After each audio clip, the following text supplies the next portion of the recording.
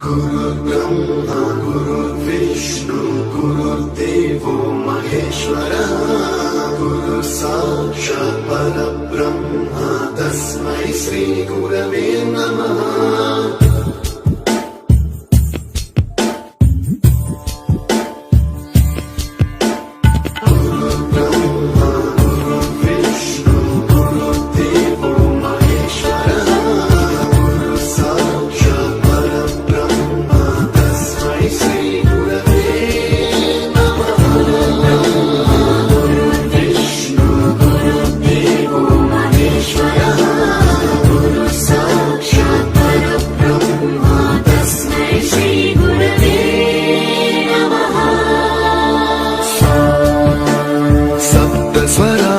ज्ञान प्रदाय गुरवे नमः।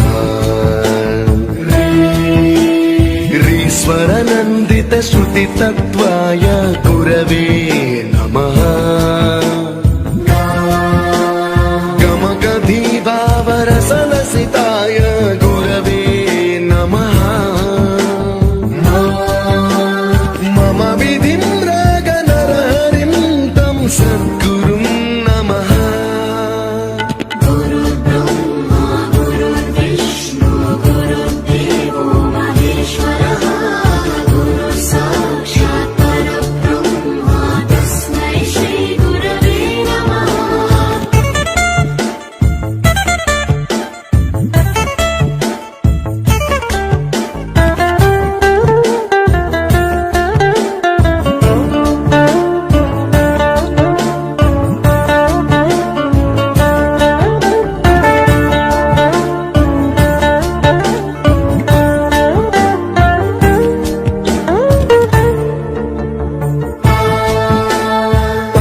कृपाय परहिताय कृतिनुत गुरवे नमः। दशशतवाद्य वेद्याय पूज्याय मद्गुरवे नमः। निगमावरणे स्वरसिंहासने रागराजराजं तं वरगुरुं नमः।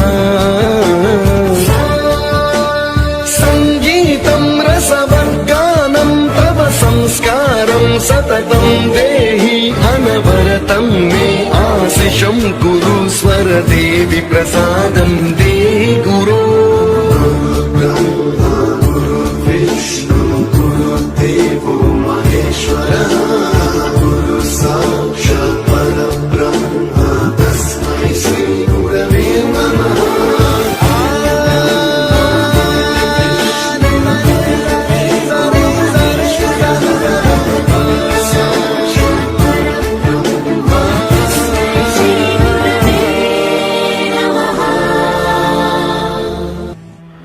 बंदी छोड़ सतगुरु रामपाल जी महाराज की जय हो। परमात्मा की सभी प्यारी आत्माओं को पवनदास का सत साहिब।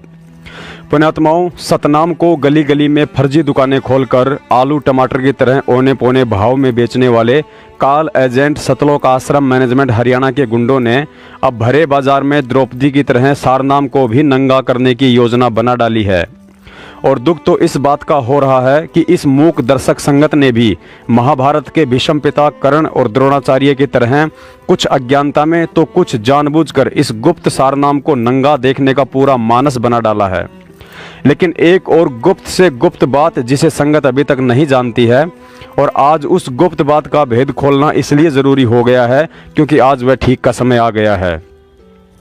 जो अंधभगत गुरुजी के जेल में होने के बावजूद भी गुरुजी से अधिक सारनाम को महत्व दे रहे हैं कि बस एक बार हमें सारनाम मिल जाए फिर गुरु चाहे भाड़ में जाए, उन सभी अंधभक्तों को यह जानकर अपार खुशी होगी कि आप जिस अनमोल से अनमोल वस्तु सारनाम की प्राप्ति के लिए काल एजेंट सतलोक आश्रम मैनेजमेंट हरियाणा के फर्जी नामदान केंद्रों पर अपने फार्म जमा करवा रहे हैं, उस सारनाम की तो अभी तक पूर्ण परमेश्वर सतगुरु रामपाल जी महाराज जी ने किसी को छींट तक भी नहीं लगने दी है।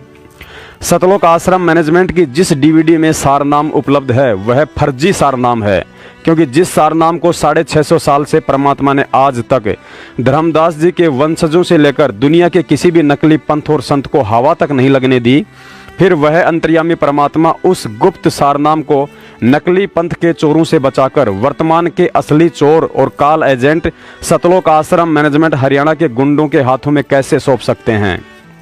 पुण्यात्माओं, तत्व ज्ञान लेकर भी जानवरों की तरह डंडे से चलने के बजाय कभी अपनी बुद्धि का भी इस्तेमाल कर लिया करो। आज तक पूर्ण परमेश्वर सतगुरु रामपाल जी महाराज जी ने जिन जिन भगत आत्माओं को सारनाम दिया है वह असली सारनाम नहीं है। यह तो उस अंतर्यामी की सोची समझी प्लानिंग के तहत एक रिहर्सल थी। जिस परमेश्वर को अपनी गैर मौजूदगी में 1000 वर्ष तक इस भक्ति मार्ग को निर्बाध रूप से चलाना हो, वह परमेश्वर कभी भी बच्चों की तरह कच्ची गोलियां नहीं खेलता है।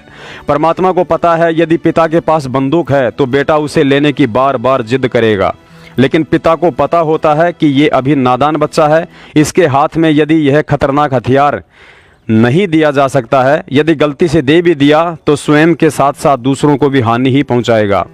लेकिन बच्चे की जिद के आगे पिता उसे बाजार से ठीक वैसी एक नकली बंदूक देकर खुश कर देता है और कहता है कि बेटा ये बंदूक है, इसे चलाने से आदमी मर जाता है, आप इसे किसी के ऊपर चलाना मत। बच्चा भी हाँ में हाँ भरता रहता है कि पापा ठीक है, नहीं चलाऊंगा नहीं चलाऊंगा। और जैसे ही वो पिता उस नादान बच्चे के हाथ में वह नकली बंदूक देता है, अगले ही क्षण वह नादान बच्चा अपने वायदे को भूलकर तुरंत उस बंदूक के ट्रिगर पर अंगुली रखकर सबसे पहले अपने ही पापा की तरफ चलाते हुए उसमें से निकली आवाज ट्र ट्र को सुनकर हंसने लगता है। और उसी समय उस पिता को एहसास हो जाता है यदि गलती से इस नादान बच्चे के हाथों में जल्दबाजी में या मोहवश असली बंदूक थमा देता तो कितना बड़ा अनर्थ हो सकता था। आजकल मोबाइल बैंकिंग की सुविधा के विषय में आप सभी जानते हैं कि बैंक में जाने के बजाय आप अपने मोबाइल पर घर बैठे ही दूसरे के खाते में चाहे जितना पैसा जमा करा सकते हैं। अब विचार करें, यदि किसी व्यक्ति ने अपनी मेहनत का लाखों रुपया मोबाइल से किसी दूसरे व्यक्ति को भेजना हो तो वह पहले 100 या 500 रुपए का छोटा सा अमाउंट डालकर यह सुनिश्चित करके देखता है कि पैसा सही सलामत और सही खाते में जा रहा है या नहीं, और जब कन्फर्म हो जाता है उसके बाद ही वह लाखों का अमाउंट एक साथ उस खाते में डालता है। पुण्यात्माओं, भक्ति मार्ग में मनुष्य की बुद्धि का स्तर उसकी उम्र या रिश्तों से नहीं बल्कि ज्ञान से आंका जाता है। और अंतर्यामी सतगुरु रामपाल जी महाराज जी को अच्छे से पता था कि भगत के चोले में वर्षों का समय बिताने के बाद भी अभी तक इन बच्चों की आध्यात्मिक बुद्धि का कितना विकास हो पाया है। इसीलिए सारनाम की यह रिहर्सल करना उस परमात्मा के लिए अति अनिवार्य था। और परमात्मा ने यह रिहर्सल करके अच्छा किया या गलत, इसका रिजल्ट आज आपकी आंखों के सामने है, इसलिए ज्यादा समझाना उचित नहीं होगा। परमात्मा के भक्ति विधान के अनुसार सारनाम केवल उसी प्राणी को दिया जाता है जिसने पूर्ण मर्यादा में रहते हुए प्रथम मंत्र और सतनाम की कमाई पूरी कर ली हो, तथा साथ ही उस जीव आत्मा ने भक्ति के 16 श्रृंगारों से अपने आप को सजाना शुरू कर दिया हो। अर्थात उस भगत में शील, संतोष, विवेक, दया, अक्षमा भाव, भक्ति, विनम्रता, परोपकार, निश्चलता, निराभिमानता आदि गुणों को अपनाकर अपने आप को मिट्टी समझकर शरीर में आए हुए सतगुरु को पूर्ण परमेश्वर मानकर मन क्रम वचन से अपना तन मन धन उनके चरणों में समर्पित कर दिया हो। अन्यथा गुरु जी ने स्पष्ट कहा है कि चाहे कोई कितना ही प्यारा क्यों ना हो, उसे सारनाम नहीं दिया जाएगा, चाहे वह नाराज हो या खुश रहे। तो बेशक हम पहला मंत्र देते हैं, वही परंपरा है। उस मंत्र के बाद फिर देखते हैं कि इसमें कुछ आस्था बढ़ी है तो हम सांस का सुमन दे देते हैं, और भी ज्यादा वो परख की जाती है कि इसमें कितनी आस्था बढ़ ली है। उसके बाद फिर उसको सार नाम दिया जाता है। आस्था के साथ उसकी कमाई देखी जाती है। कमाई का नारा पता लग जाए हमने कि इसमें कमाई है कि नहीं है, इतना बंदी छोड़ने शीशा दे रखा है तो उसको सार नाम दिया जाता है। उसको वैसे नहीं दे, हम चाहे कितना प्यारा हो, चाहे काली मानो, चाहे राजी रहो, वो उसकी इच्छा। तो इसी प्रकार सतगुरु महाराज ने कहा कि नाम के बाद फिर शब्द दिया जाता है, सार शब्द। वो तो बहुत ही कती नो ताक है और परख के जमा घिस निकल ले है जीव की जब दी जाती है। बंदी छोड़ने बता देंगे कब ये अधिकारी हो चुका है। पुण्यात्माओं, सारनाम के विषय में गुरुजी ने बताया कि सारनाम देना तो एक तरह से परमात्मा ही देना है। गुरुजी कहते हैं जिसके अंतःकरण में एक बार परमात्मा का समावेश हो जाए उसके बाद उस सारनामी भगत को कितना मर्यादित और शुद्ध रहना अनिवार्य हो जाता है।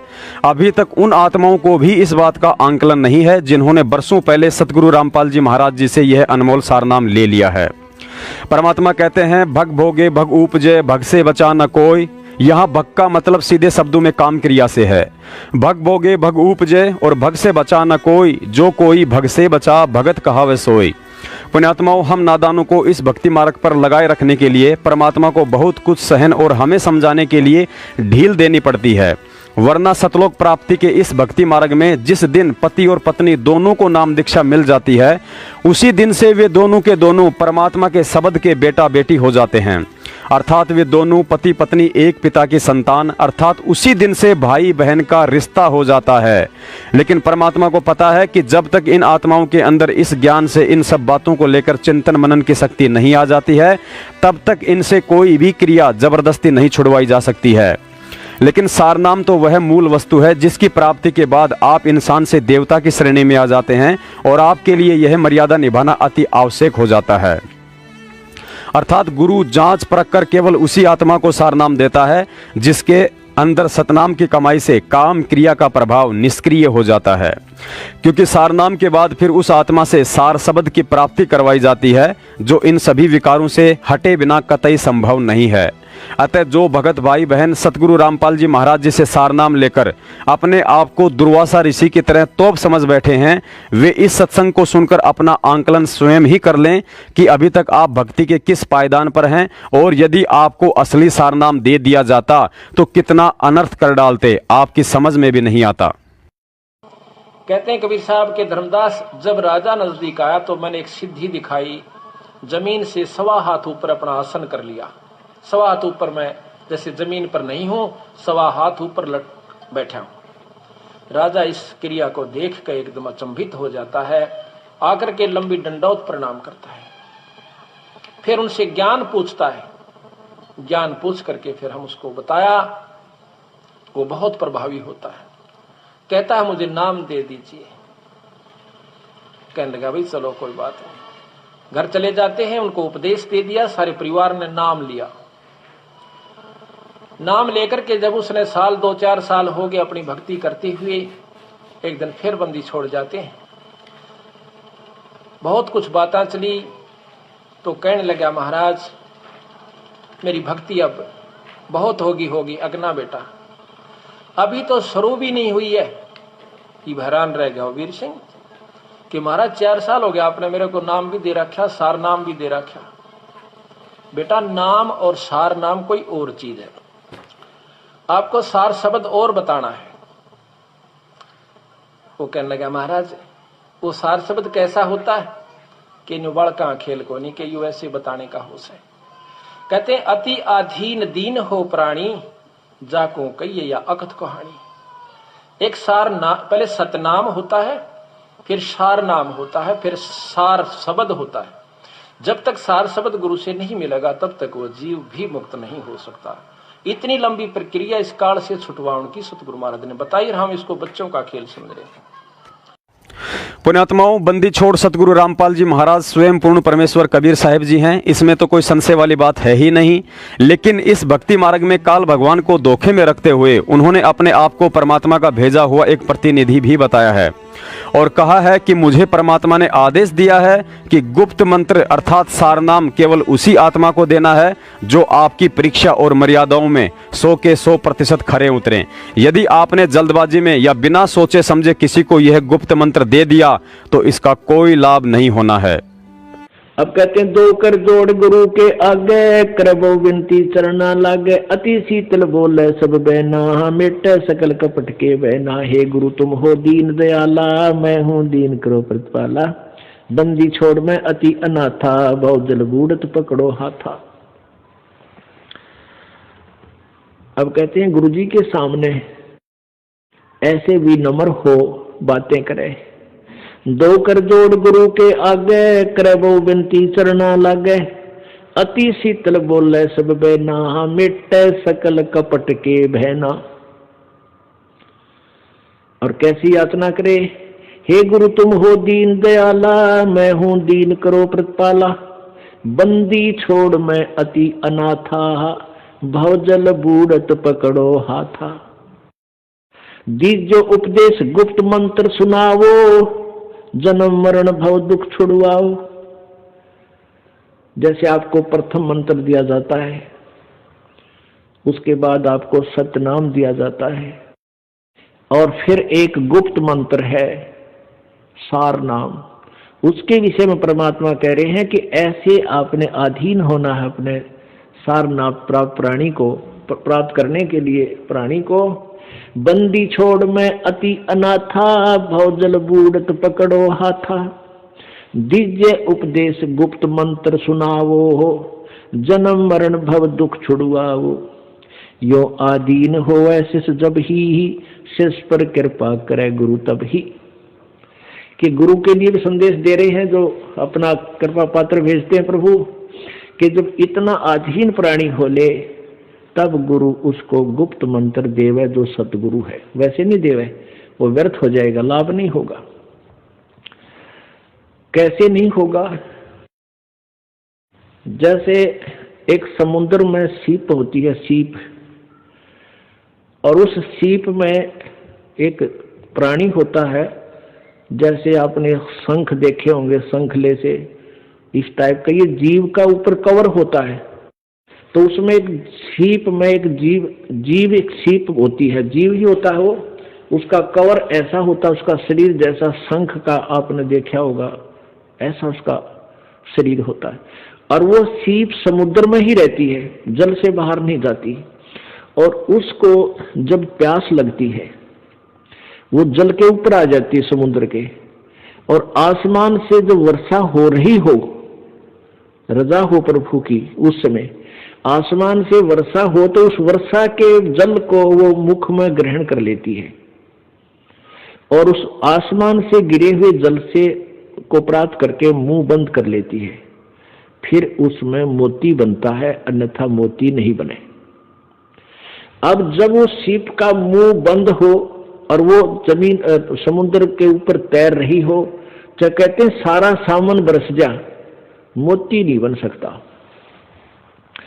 तो क्या कहते हैं परमात्मा कि जब आप में इतनी तड़प होगी तो आपके अंतःकरण रूपी सीप का मुंह खुल गया, और उस खुले मुंह में जब वो गुप्त मंत्र डाला जाएगा तो आप फिर वो उसमें मोक्ष रूपी मोती बन पाओगा। अन्यथा अगर आपका अंतःकरण का मुंह नहीं खुला, अच्छा कितनी बार वो मंत्र दे दें, आपका कभी काम नहीं आएगा। पुण्यात्माओं, एक तरफ तो दुनिया के किसी भी पंथ और संत के पास ये गुप्त मंत्र अर्थात सारनाम नहीं है, और दूसरी तरफ जिन लोगों को सारनाम मिल चुका है, आज उनके गाली गलौच, लठबाजी और बात बात पर माँ बहन एक कर देने वाले आचरण को देखते हुए यह बात हम सौपन में भी नहीं सोच सकते हैं कि संत रामपाल जी महाराज जी ने उन भक्तों को जल्दबाजी में या बिना सोचे समझे सारनाम दे दिया होगा। अतः यहाँ इसका सीधा सा मतलब यही निकलता है कि उन लठबाज और गालीबाजों के पास वह असली सारनाम नहीं है जिसके विषय में गुरुजी ने ऊपर इस वीडियो में बताया है। अब यहाँ आपको शंका हो सकती है, यदि संत रामपाल जी महाराज जी ने उन लोगों को वह असली सारनाम देने की अभी तक कोई गलती नहीं की है, तो फिर उन्हें वर्षों पहले प्रथम मंत्र देकर अपनी शरण में लेने की गलती क्यों की? यदि वे अंतर्यामी हैं तो क्या उन्हें उस समय इनका आचरण दिखाई नहीं दे रहा था? पुण्यात्माओं, यह भी सत्य है कि संत रामपाल जी महाराज जी अंतर्यामी हैं और उन्हें हर समय सब दिखाई देता है, और यह भी सत्य है कि उन्हीं ने उनको प्रथम मंत्र देकर अपनी शरण में लिया था। पुण्यात्माओं, इस भक्ति मार्ग में सतगुरु के द्वारा किसी को मंत्र दीक्षा देना और अपनी शरण में लेना, इन दोनों में बहुत गहरा अंतर है। परमात्मा की वाणी है कि ताते सतगुरु शरणा लीजे, कपट भाव सब दूर करीजे। अर्थात नाम दीक्षा लेने के बाद भी यदि उस भगत ने अपने अंतर मन से गुरु के प्रति कपट भाव का त्याग नहीं किया, तो वह हाथ में रक्षा सूत्र और गले में लॉकेट लटकाने के बाद भी सतगुरु की शरण में नहीं माना जाता है, और वह कभी भी भक्ति को त्याग कर गुरु विमुख हो सकता है। गुरुजी बताते हैं कि पिछले 4 युगों में केवल उन्हीं कुछ गिनी चुनी आत्माओं को सारनाम देकर सतलोक भेजा गया है जिन्होंने सतगुरु को पूर्ण ब्रह्म परमेश्वर स्वीकार किया था। अन्यथा उन आत्माओं के अलावा आज 40 लाख वर्ष तक परमात्मा लाखों करोड़ों आत्माओं को भिन्न भिन्न रूप में आकर मिले और अपना ज्ञान दिया, लेकिन उन आत्माओं ने उस शरीर रूप में आए हुए परमात्मा को परमात्मा स्वीकार नहीं किया। और जब तक हम अपने गुरु को अपनी तरह एक सामान्य इंसान के रूप में देखते रहेंगे कि ये तो हमारा गुरुजी है, अपने गुरुजी से 2 बातें सीखकर आज हमको ज्ञान दे रहा है, तब तक हम लाख जन्म भी काल के फंद से नहीं छूट सकते हैं। इस बात को बड़ी गहनता से समझाने के लिए कि जब तक आप गुरु को गुरु ही मानते रहोगे तब तक आपका दाव नहीं लगने वाला है। गुरुजी ने एक अनमोल सत्संग के माध्यम से राजा बीर सिंह और चंद्रप्रभा का उदाहरण देकर हम बिचली पीढ़ी के मूर्खों को समझाने की बेजोड़ कोशिश की है। गुरुजी ने बताया कि कबीर साहब ने काशी नरेश बीर सिंह बघेल और एक चंद्रप्रभा नाम की बहन को सतनाम दिया था, लेकिन वे दोनों कबीर साहिब जी को केवल अपना गुरु ही मानते थे। चंद्रप्रभा ने कबीर साहिब को गुरु बनाकर अभी तक भगवान केवल श्री कृष्ण जी को ही मान रखा था और उसके लिए एक धोती तैयार की हुई थी। इधर राजा बीर सिंह ने कबीर साहिब जी से सारनाम देने की प्रार्थना की तो कबीर साहिब जी ने कहा कि आपको सारनाम उस समय दूंगा जब आप मुझे चंद्रप्रभा से वह धोती लाकर दोगे जो उसने अपने भगवान जगन्नाथ के लिए तैयार कर रखी है। राजा सैनिक के साथ चंद्रप्रभा के घर गया तो उसने धोती देने से मना कर दिया कि यह धोती तो मैंने अपने इष्ट जगन्नाथ के लिए बनाई है। बीर सिंह ने वापस आकर सारी घटना कबीर साहिब जी को सुनाई तो कबीर साहिब जी ने कहा कि आप उस बहन के साथ 2 सैनिक भेज दो, जब वो जगन्नाथ में धोती चढ़ाकर वापस आएगी तो आपको सारनाम दे दूंगा। चंद्रप्रभा जगन्नाथ में धोती चढ़ाने लगी तो धोती को जगन्नाथ ने दूर फेंक दिया और आकाशवाणी हुई कि नालायक, सारी दुनिया का जगन्नाथ तो वह कबीर है जिसने काशी में तेरे से धोती मंगवाई थी और तूने उसे धोती देने से मना कर दिया था। चंद्रप्रभा को अपनी गलती का एहसास हुआ। रोती हुई कबीर साहिब जी के पास वापस आई। सैनिकों ने राजा के सामने आकाशवाणी की वह सारी घटना सुनाई तो राजा भी कबीर साहिब जी के चरणों में गिर गया और रोने लगा कि भगवान, अभी तक तो हमने आपको हमारी तरह एक मानुष ही मान रखा था। तब कबीर साहिब जी ने कहा कि नालायको, जब तक तुम गुरु को मानुष मानकर उस पत्थर के जगन्नाथ को ही भगवान मानते रहोगे तब तक तुम्हें सारनाम नहीं दिया जा सकता। अब तुम्हें दोबारा से प्रथम नाम दिया जाएगा। पुण्यात्माओं, यह सत्संग सुनकर विचार कर लेना कि जब तक हम गुरु को प्रकट होकर आया हुआ पूर्ण परमात्मा नहीं मानेंगे तब तक हम सारनाम तो कोसों दूर की बात है, प्रथम नाम के लायक भी नहीं बनते हैं।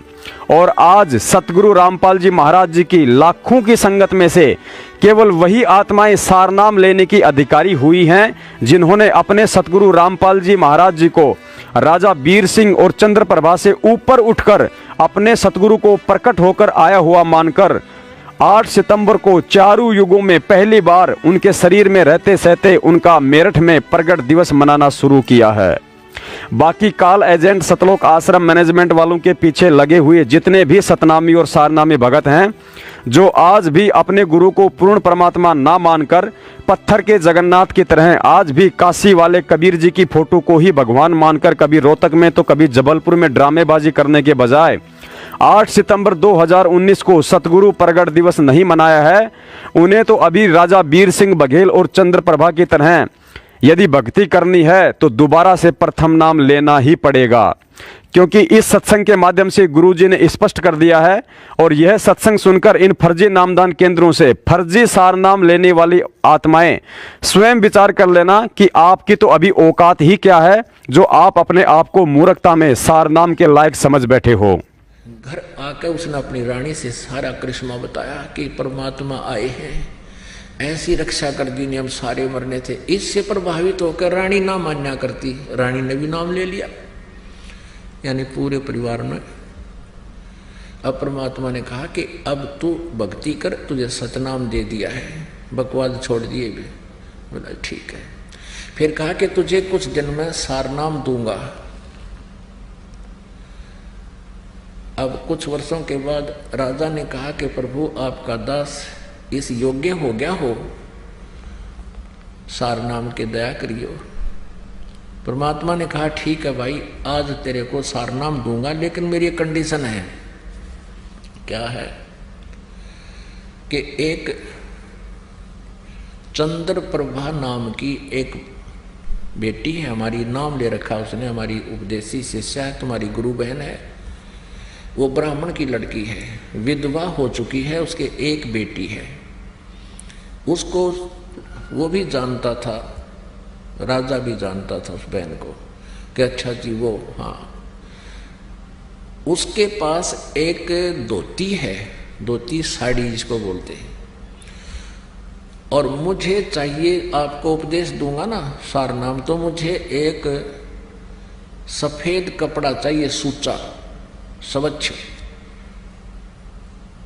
और उस लड़की ने अपने ही आंगन में बाड़ी बीज के, कपास का पौधा बीज के, कई पौधे, और उसमें से जो कपास चुग के उसको लोड के उसकी धागा यानी काट के उसकी उसने अपने हाथों से एक धोती बना रखी है। और वो धोती तू लाकर दे, बाजार से नहीं चलेगा कपड़ा, वो स्वच्छ कपड़ा है और धोती बना रखी है। और वो धोती तू लाकर दे, बाजार से नहीं चलेगा कपड़ा, वो स्वच्छ कपड़ा है और ये सारनाम देना है। ये तो एक लीला थी मालिक की, वैसे सारनाम में इसकी आवश्यकता नहीं थी। उनका भ्रम तोड़ना था, क्योंकि हम रीस तो कर लेते हैं, सारनाम मिला, मिल भी जाओ तो फिर वो खरे नहीं रहे तो वो फिर खत्म हो जाता है। इसलिए परमात्मा पहले पूरे तैयार करते हैं। ठीक है, राजा ने कहा जवाब किया गया प्रभु।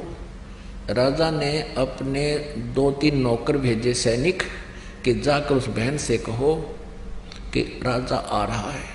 परमात्मा ने कहा तुम स्वयं जाकर लाना। अच्छा है। अब उस लड़की ने सोचा राजा का मेरे घर पर आने का कौन सा तात्पर्य, क्या उद्देश्य है?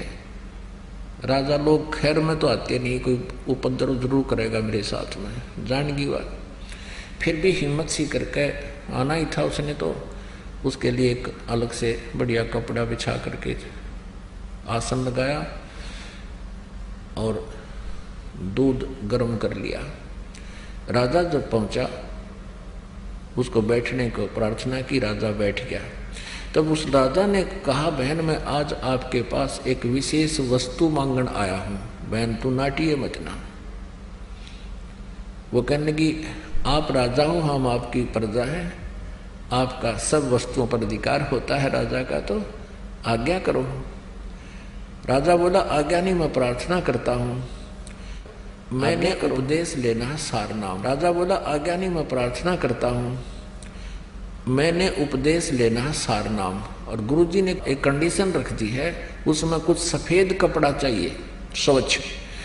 आपके पास गुरुदेव ने एक धोती बताई है, वो धोती जो तूने, तो लड़की ने कहा कि धोती तो मेरे पास बहुत है, दे दूंगी। नहीं, वो धोती दे मुझे जो आपने गंगा जल से लाकर के कपास के पौधों को सींचा है और फिर उसमें जो कपास उगी है उसको लोड कर काट के और उसका कपड़ा से धोती बनाई है, वह धोती मंगवाई है गुरुदेव ने। इसकी जो कीमत तू मांगेगी बहन मैं दे दूंगा।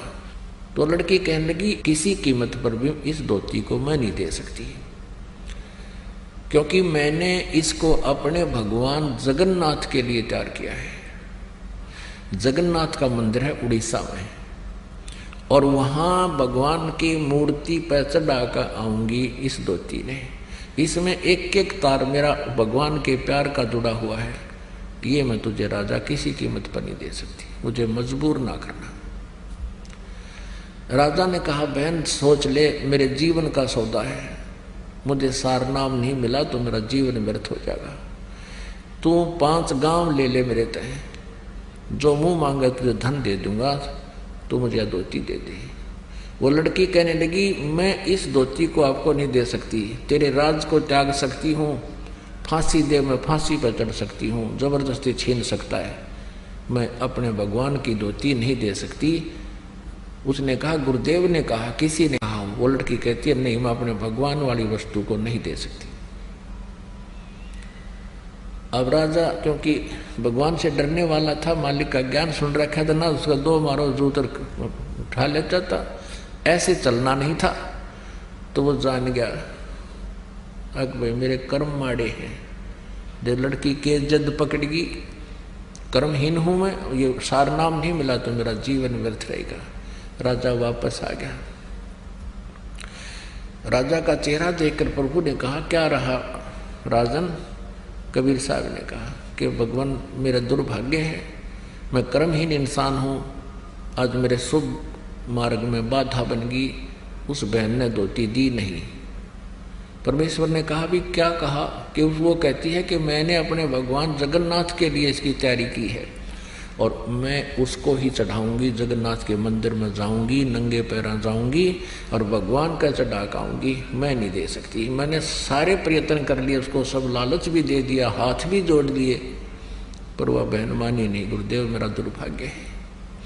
परमात्मा बोले भी चलो मैं अपनी कंडीशन लूज करता हूँ, अपनी शर्त को मैं ढीला करता हूँ। तो ऐसे कर, ये बहन जगन्नाथ में जो तेरी गुरु बहन है, जगन्नाथ के मंदिर में या धोती चढ़ा कर आवेगी, अर्पण करेगी, तू उसकी मदद कर दे, रास्ते में उसको कोई बाधा ना करे और उस धोती को वे ठीक ठाक चढ़ा कर वापस आ जाएगी।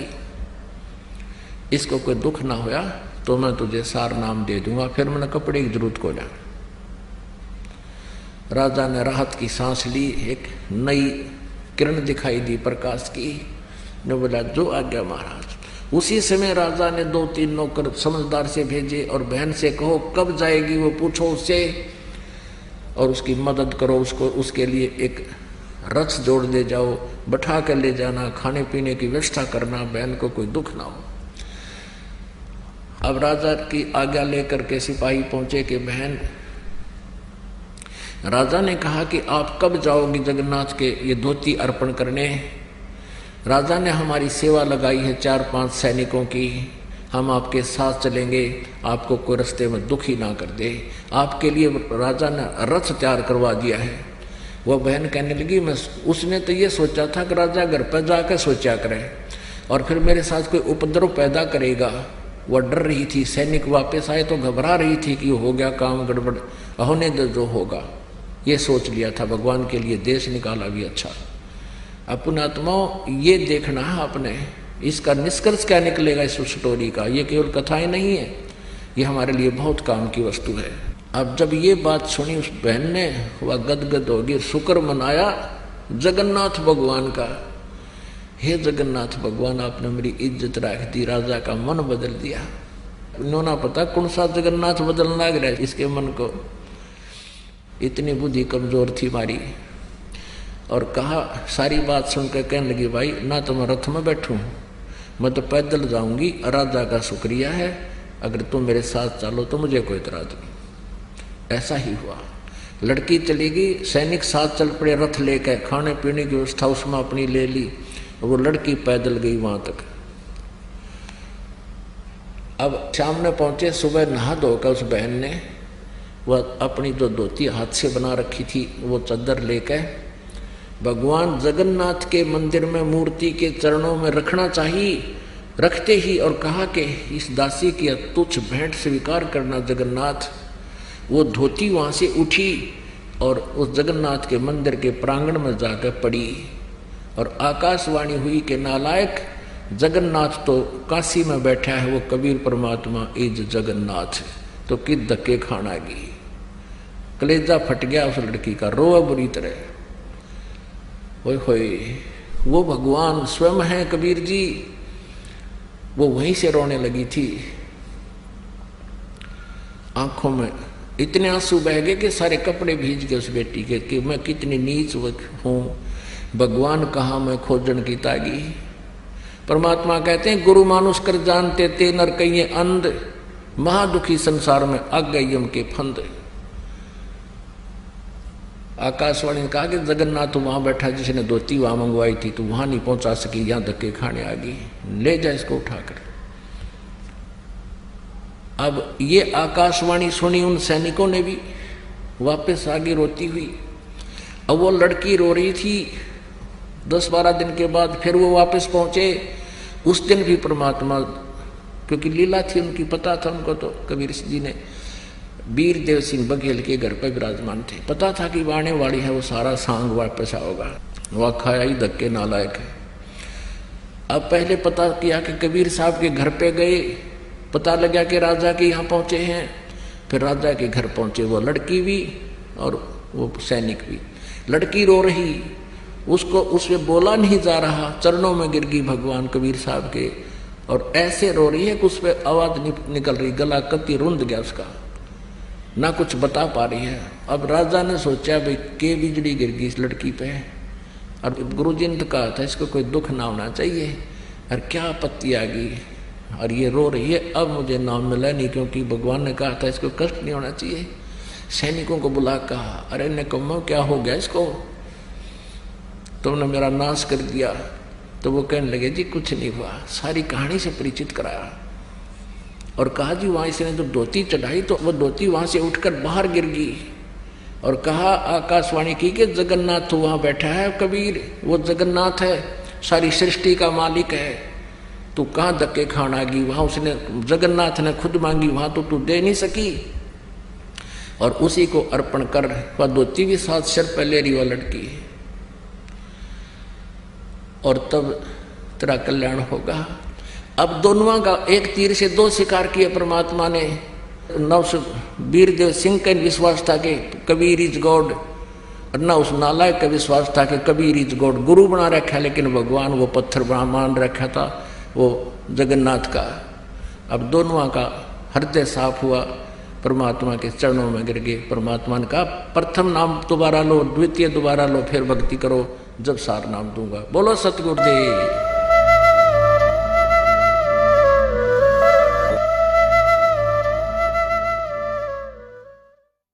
पुण्यात्माओं, गुरुजी ने पवित्र गीता जी से हमें पढ़ाया कि ओम तत्सत इति निर्देशे ब्रह्मणे त्रिविध समर्थ ये लोक त्रियम अवश्य विभर्ति अवय ईश्वर। इस ओम तत्सत में से गुरुजी ने ओम अर्थात ब्रह्म का भेद और उसका मंत्र खोलकर बता दिया है। तत् अर्थात परब्रह्म का भेद और उसका मंत्र भी खोलकर बता दिया है। सत अर्थात पूर्ण ब्रह्म का भेद भी खोलकर बता दिया है। लेकिन पूर्ण ब्रह्म अर्थात सार नाम का मंत्र अभी तक किसी भी ग्रंथ में या संकेत में भी खोलकर नहीं बताया है, और ना ही आज तक यह अति गुप्त से गुप्त मंत्र सार नाम गुरुजी ने किसी को दिया है, क्योंकि इस गुप्त मंत्र की अधिकारी वही आत्मा होती है जो शरीर में आए हुए वक्त गुरु को प्रकट होकर आया हुआ पूर्ण परमात्मा स्वीकार कर लेती है। लेकिन अफसोस, सतलोक आश्रम मैनेजमेंट, उसकी ठग सेना और उसके पीछे लगी हुई अंध संगत में से कोई भी आज की तारीख में यह बात स्वीकार करने को तैयार नहीं है कि सतगुरु रामपाल जी महाराज जी 8 सितंबर 1951 में प्रकट होकर आए हैं। ये लोग गुरुजी को मात्र कबीर साहिब जी का प्रतिनिधि ही समझते हैं। पुण्यात्माओं, चारों युगों का इतिहास गवाह है। परमात्मा ने सतयुग से लेकर कलयुग तक जिन जिन आत्माओं को सारनाम दिया था, उनसे पहले ही वचन भरवा लिए थे कि आप यह मंत्र किसी अन्य को ना बताना। उन आत्माओं ने सार नाम को अपने प्राणों से प्रिय समझा और किसी को इसकी छींट भी नहीं लगने दी। धर्मदास जी में सार नाम लेने के बाद भी कुछ कच्चापन आ गया था। उसी समय परमात्मा ने उसे जगन्नाथपुरी में जीवित ही समाधि दे डाली, लेकिन इस सार नाम की किसी को भनक भी नहीं लगने दी। अर्थात चाहे सतयुग हो या कलयुग, वह अंतर्यामी परमात्मा यह सार नाम केवल उन्हीं आत्मा को देता है जिसे लेने के बाद वह भगत अपने प्राण त्याग देगा, लेकिन सार नाम की एक बूंद को भी सार्वजनिक नहीं होने देगा। लेकिन बरवाला कांड के बाद और उससे पहले आपको यह दास कोई 50 व्यक्ति ऐसे गिना सकता है जिन्होंने सार नाम लेकर खुद ही इसे आगे देना शुरू कर दिया है, और कुछ लोगों ने तो दूसरे पंथों में जाने के बाद सार नाम के उन तीनों मंत्रों को गूगल, फेसबुक और व्हाट्सएप पर खुलेआम भी डाल रखा है। अतः यह 100% सत्य मान लेना कि अभी तक अंतर्यामी परमात्मा सतगुरु रामपाल जी महाराज जी ने सन 1994 से लेकर आज सन 2019 तक किसी भी व्यक्ति को, चाहे वह उनका भाई हो या जवाई, लड़का हो या भतीजा या कोई अन्य भगत भाई बहन हो, किसी को यह सार नाम सुंघाया तक भी नहीं है। देना तो कोसों दूर की बात है। इसके अलावा पवित्र सारनाम के विषय में तो गुरुजी ने स्पष्ट आदेश दिया हुआ है कि सारनाम तो वह गुप्त वस्तु है, यदि पति पत्नी दोनों को भी मिला हुआ है तो वे आपस में भी सारनाम का जिक्र नहीं कर सकते कि वे कौन से मंत्र हैं तथा कैसे जाप किया जाता है। इसके अलावा गुरुजी ने यह भी एक सत्संग में खुलकर बताया हुआ है कि जब तक यह दास शरीर में है तब तक सारनाम को स्वयं ही देगा, तथा डीवीडी से सारनाम का दान मेरे सतलोक जाने के बाद देने की व्यवस्था की जाएगी। फिर यह काल एजेंट सतलोक आश्रम मैनेजमेंट हरियाणा गुरुजी के शरीर में रहते सहते कैसे डीवीडी से सारनाम का दान कर सकता है? अर्थात यह फर्जी सारनाम है, जिसको देने वाला तो मूर्ख है ही है, लेने वाला उससे भी बड़ा महामूर्ख होगा। इसके अलावा आप किसी भी सारनाम प्राप्त भगत से पूछ सकते हैं, वह भी आपको यही बताएगा कि गुरुजी ने मुझे सारनाम डीवीडी से नहीं बल्कि अपने मुख से ही दिया था और शुद्ध भी स्वयं ही करवाया करते थे। सुनिए गुरुजी का सत्संग, जिसमें साफ साफ कहा है कि डीवीडी से सारनाम देने की व्यवस्था इस दास के सतलोक जाने के बाद की जाएगी। अब भक्ति तो ये दास कराएगा आपको, भगवान की दी हुई। जो सौभाग्यशाली और अच्छी तरह ज्ञान को समझेंगे वो तो सतलोक चले जाएंगे। ये दिक्कत आओगी लास्ट के दिनों में, यानी हजारों वर्ष ये ज्ञान चलेगा, हजारों वर्ष ये साइंस की ये विद्या चलेगी, जो ये टीवी है और ये चिप है, मोबाइल है, इनके माध्यम से ये ज्ञान दिया जाएगा। दास तो चला जाएगा सतलोक, ये 5 तत्वों का शरीर छोड़कर, लेकिन ये इलेक्ट्रॉनिक शरीर रहेगा भी दास का, ये नूरी शरीर रहेगा। टीवी पर चला करेगा, नाम दिया करेंगे, नाम चलेगा। ऐसे तो फिर सारनाम भी टीवी सीडी से दिया जाएगा। दास के जाने के बाद व्यवस्था की जाएगी।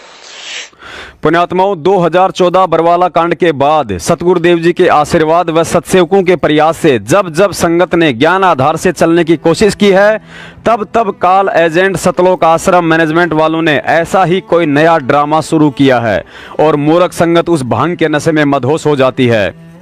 सतलोक आश्रम मैनेजमेंट से फर्जी सार नाम लेने की इच्छा में अपने फार्म जमा कराने वाले लोगों ने यह तो साबित कर दिया है कि उन्हें गुरुजी के जेल से बाहर आने की कोई उम्मीद नहीं है, क्योंकि कंपाउंडर से वही मूर्ख व्यक्ति अपना ऑपरेशन करवाता है जिसे डॉक्टर के आने की उम्मीद कम ही नजर आती है। पुण्यात्माओं, समझाने का हमारा फर्ज था, इसलिए आप जियों को समझा दिया है। अब आगे आपकी मर्जी। आपने काल एजेंटों के साथ रहकर भांग के नशे में अपना मानव जीवन बर्बाद करना है या सत्सेवकों के साथ भक्ति का अमृत छकना है। पुण्यात्माओं, इस कलयुग में अभी तक सारनाम और सार शब्द की अधिकारी या तो वे गिनी चुनी आत्माएं हुई थी जो पूर्व में सतलोक जा चुकी हैं, या इस कलयुग में वही आत्माएं अधिकारी हैं जिन्होंने चारों युगों में पहली बार शरीर में आए हुए वक्त गुरु सतगुरु रामपाल जी महाराज जी को ज्ञान और हृदय से पूर्ण परमात्मा मानकर 8 सितंबर 2019 को मेरठ में या अपने अपने घर पर सतगुरु प्रगट दिवस मनाया है। यदि कलयुग की इस पिछली पीढ़ी में 1951 के बाद पूर्ण परमेश्वर सतगुरु रामपाल जी महाराज जी पहली बार प्रसन्न हुए हैं, तो केवल वह 8 सितंबर 2019 का ही दिन था जिस दिन उनके बच्चों ने उन्हें प्रकट हुआ परमात्मा मानकर सतगुरु प्रगट दिवस मनाया है। और पुण्यात्माओं, यकीन कर लेना, 1518 के बाद 8 सितंबर 2019 ही वह दिन है जिस दिन काल भगवान ने पूर्ण परमेश्वर सतगुरु रामपाल जी महाराज जी के आगे अपना सिर झुका दिया है कि हे परमेश्वर, कलयुग में पहली बार जिन आत्माओं ने आपको परमात्मा मानकर 8 सितंबर 2019 को आपका पहला प्रगट दिवस मनाया है, उन आत्माओं का पैर मैं अपने सिर पर रखवाने को तैयार हूं। उन आत्माओं को आप मेरे एग्रीमेंट के अनुसार कभी भी 21 ब्रह्मांड से बाहर लेके जा सकते हैं, क्योंकि यही वे आत्माएं हैं जो अभी तक आपके गुप्त मंत्र अर्थात सारनाम और सार शब्द की अधिकारी हुई है। पुण्यात्माओं, इसके अलावा सारनाम किन किन आत्माओं को और उसके लिए गुप्त रूप से सतगुरु कैसी कैसी अजीबोगरीब परीक्षाएं लेता है, देखिए यह छोटा सा सत्संग। उसके बाद आपकी मर्जी, आप जो भी करें अपनी करने के लिए आप स्वयं ही जिम्मेदार होंगे। बंदी छोड़ सतगुरु रामपाल जी महाराज जी की जय हो। सत साहिब। बहुत से ऐसे ज्ञान है, क्योंकि ये सत्संग में पहली कक्षा से लेकर के अंतिम पढ़ाई तक का ज्ञान सुनाया जाता है, और जो बच्चे पहली कक्षा के हैं वो पहली वाला ज्ञान सुनेंगे, समझते हैं, और जो उच्च कक्षाएं में हो गए हैं वो उस ज्ञान को भी साथ साथ समझ रहे हैं। अब इसमें क्या बताया है, ये है वो अंतिम, जिनको सारनाम मिल गया है वो समझ जाएंगे इस बात को। कबीर साहब कहते हैं, जो जग होगा जो जन होगा जो हरि लेगा शब्द बिल गाए, जो जन होगा जौहरी वो लेगा शब्द परख। जो आपको सारनाम दिया जाएगा, जो उस समय दिया जाता है जब आप काफी बुद्धिमान हो जाते हो, इस ज्ञान को समझ जाते हो, और तभी वो नाम आपको नाम जचता है, वो सारनाम आपको सारनाम ही महसूस होता है। अन्यथा वो आप उसको उसके ऊपर रुक नहीं सकते, उस नाम को नाम नहीं, वो सारनाम मान नहीं सकते, ऐसा नाम है। कहते हैं जोजन होगा जौहरी लेगा शब्द परख, और कहते हैं यो सार नाम मेरा आदि का और सुन मत जाइयो सरक। ये जो नाम सार नाम आपको दिया जाता है वो मेरा वही वास्तविक नाम है, इसको सुनकर सरक मत जाना, डगमग मत हो जाना। जोजन होगा जौहरी लेगा नाम परख, वो परख लेगा उस नाम को, कहा वह सही है, ये तो गुरुजी ने तो दिया है, सच यही है। और ये कहते हैं यही नाम मेरा आदि का, और सुनकर मत जाइयो सरक, कहते डगमग हो जाओ, यो किसा सारना हो, यो ऐसा हुआ कर सारना, ऐसे मत सोचना। कहते हैं ये मेरा नाम आदि का है।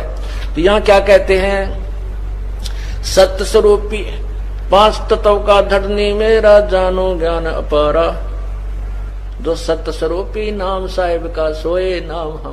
जैसे अब तीसरा नाम लेने की होड़ सी लगी थी, सार नाम लेने की, सार शब्द लेने के लिए हमने बार बार प्रार्थना आ रही थी कि हमें सार नाम दो जी, सार नाम दो जी, तीसरा नाम दे दो जी। अच्छा भाई, अभी जेल से आए हैं, अभी थोड़ा सा अपनी व्यवस्था में बनाने में थोड़ा टाइम लगे, हमने 2-3 महीने लगे, और आपको सार नाम देंगे, अवश्य देंगे, क्योंकि ये तो आपके लिए सारा साजबाज जोड़ रखा है।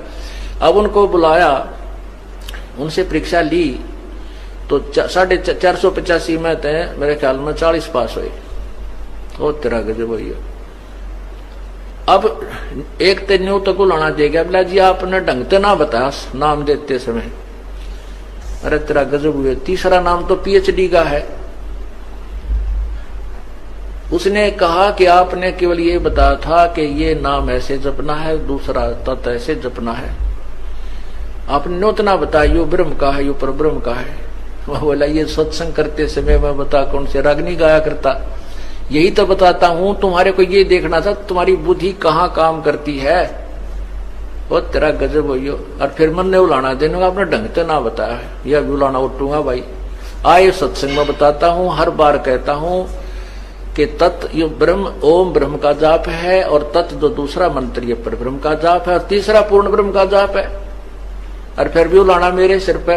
और तेरा पहली क्लास की बातें करते हो बच्चे, कोई बात नहीं, इसलिए आपको बार बार बुलाया गया है, और ये अभ्यास आपका होगा। तीसरा नाम देना तो परमात्मा ही देना है, और उसमें फिर आपके पास समय भी नहीं है। जैसे उस दिन 485 नाम लिखा गए थे, 285 भाग गए, 200 रह गए, 200 में 20-30 वो पास हुए, वो भाग्य उनके पास एक दिन और रुकने का समय नहीं था। रोहतक गए, रोहतक निकल गए उधर के उधर, कदे फिर घर के छोम आ जा। अरे पुण्यात्माओं, परमात्मा पाने के लिए ये नाम तो ऋषि में ऋषियों को नहीं मिला, जिन 88-80 हजार वर्ष तक तप किए, और आपको एक दिन और रुकने में परमात्मा निकटाव थे, और वो भी छोड़ कर भागे। तो फिर तीसरे नाम के योग्य भी हो कहाँ गए? अपनी नबज आप टटोल लिया करो एक आदि पर कि हम कितने योग्य हुए। गुरु ब्रह्मा गुरु विष्णु गुरुदेवो महेश्वरः, गुरु साक्षात् परब्रह्म तस्मै श्री गुरवे नमः।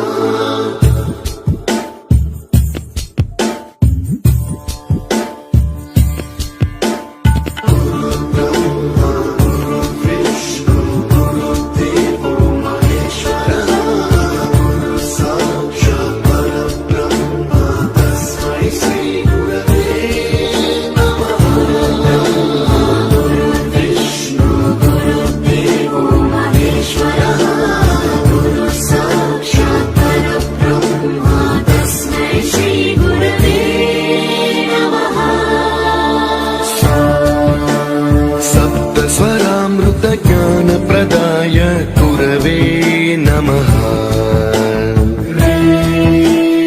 ईश्वरनन्दितश्रुतितत्त्वाय गुरवे नमः। गमगधीभावरसलसिताय गुरवे नमः। मम विधिं रागनरहरिं तं सद्गुरुं नमः।